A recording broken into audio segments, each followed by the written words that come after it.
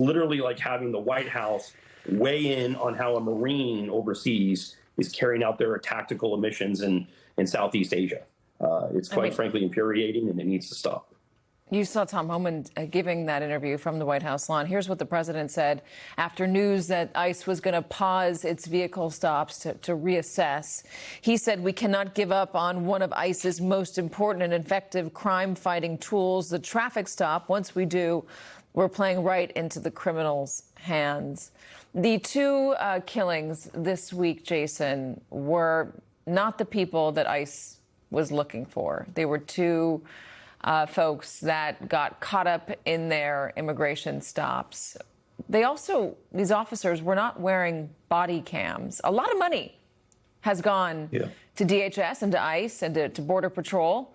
Why aren't they wearing body cams? I have to question, this is an implementation plan for body-worn cameras that goes back to the middle of the Biden administration and even my time at the agency.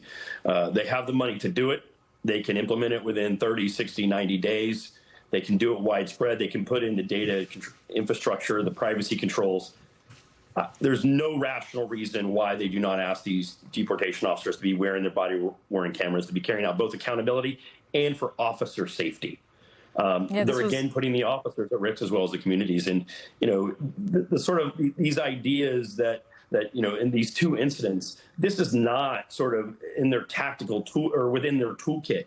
Yes, there's been vehicle stops used mainly by fugitive operations and other, going after, national security, public safety, convicted criminals, but just sort of these random stops, like it's like a DUI stop in some rural county in America. That has not been in the traditional way that ERO and ICE have carried out sort of enforcement oversight. And it's just factually not true. Can these officers be prosecuted for murder? That's a complicated question. All of the law comes from the Fourth Amendment, which basically says a search and a seizure has to be reasonable, and the use of force is governed by that. And in this context, really, there aren't that many guidelines. And what courts essentially do is, besides saying very clearly that it is not enough for, somebody to be fleeing, they have to pose an imminent danger, that's clear. But short of that, they rely on these police procedures and policies for deferring to the police for being reasonable under these circumstances, which is why that training is so vital, because the legal questions ride on the ultimate question of how well these people are trained. If they were not trained, is there somebody else higher up in the chain that can be prosecuted? I mean, it's possible or held civilly liable, but it is extremely difficult. I mean, there are so many barriers to that. And the reason why there are barriers to that is because discretion for police departments and for individual police officers is extremely important in dangerous situations. But the reason why we give this kind of discretion to police officers is that we trust that they are using it well. And we can't do that if there is so much, as we were saying, political pressure on what they're doing, because the expertise and the knowledge is getting eroded. There's a breakdown of public trust. Nick, just very quickly to you, if you can, what's up with the body cams? That's a good question. I think that was part of the initial impulse behind the pause, is to get these body cams that, they already have the money for, get them deployed in the field.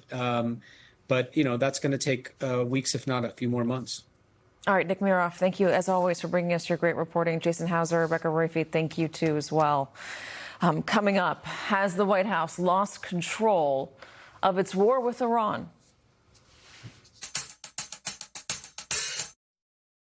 See? These dishes are still dirty. I got you. You need a detergent that cleans your dishes and your filter. Filter? Yep, this is the heart of your dishwasher. If it's all gunked up, your dishes won't get fully clean. Exactly. My go-to is Cascade Platinum Plus. Only these action packs have double the Dawn power, breaking down dried-on food and grease residue for a safe and effective clean, even on your filters. Wow, what a difference. Now we know.